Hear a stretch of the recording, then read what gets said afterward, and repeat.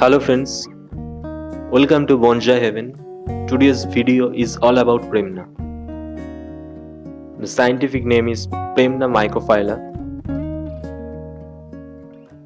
It's a great species for making bonsai.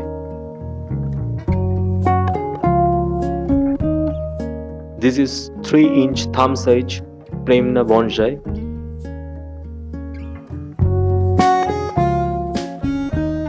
So there are many reasons behind loving this species, but the most important of which is its leaf size.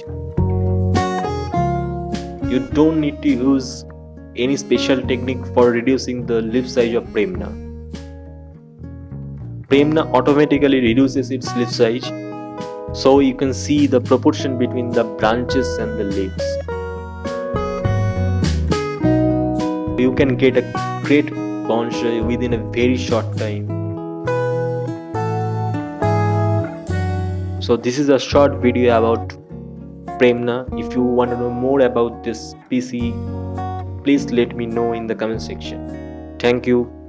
Thanks for watching the video.